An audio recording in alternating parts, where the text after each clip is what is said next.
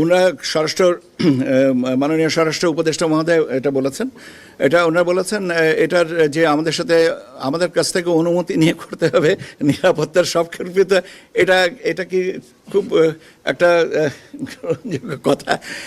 ওনারা এটা ভালো মনে করেছেন এবং এখানে তো আমরা সবাই নিশ্চয়ই একমত যে নিরাপত্তার বিষয়টা প্রাধান্য পাক।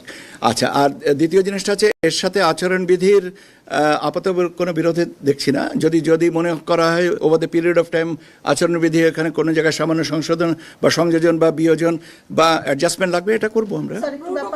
রেইনবো অলরাউন্ডার এক্সটেরিয়র পে বাড়ির বাহিরের দেয়ালের সুরক্ষা নিয়ে থাকুন নিশ্চিন্ত, সাথে পাচ্ছেন 10 বছরের ওয়ারেন্টি। প্রার্থীদের নিরাপত্তা নিশ্চিত কি করে করা সম্ভব?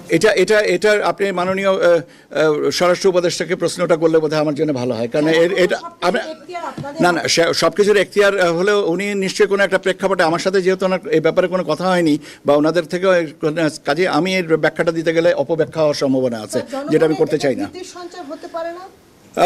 এটা ব্যাপারেও আমি কোনো মন্তব্য করবো না। কেন ভীতির নিরাপত্তার বিষয়টা কখনো ভীতি হয়? আমি আপনাকে পাল্টা প্রশ্ন করি, নিরাপত্তার বিষয়টা নিশ্চিত করলে যদি ভীতি সঞ্চার করে, এটা কি কখনো কথা হতে পারে? নিরাপত্তা এটা তো আমাদের সবারই চেষ্টা করা উচিত।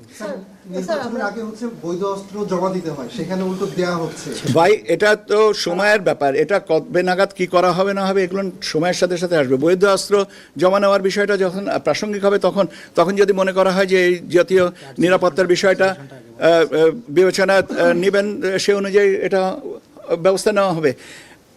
শোনেন, একটা জিনিস কি, অনেকগুলো জিনিস আছে যেগুলো একটার পরে একটা ধারাবাহিকভাবে প্রয়োজন হয় এবং হয়।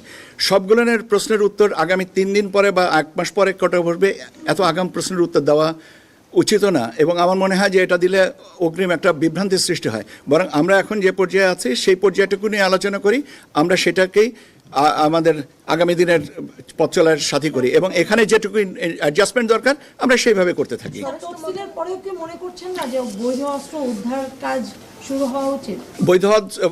বৈধ অস্ত্র উদ্ধার কাজ, আচ্ছা, আপনার জমা নেওয়া আর উদ্ধারের ভিতরে পার্থক্য আছে। এটা যদি ভালো কথা, এটা যদি আমি নির্বাচন কমিশনে বলবো যে আপনারা অনেকেই মনে করেন যে এটা আমি বলবো, এবং সেটা এবং ইউজুয়ালি এটা তো নেওয়া হয় না, খুব নির্বাচনের একটা নির্দিষ্ট সময়ের আগেই এটা নেওয়া হয় ভোট গ্রহণের। সেটা পাশাপাশি যদি এটা আপনাদের point, I will share it with the commission.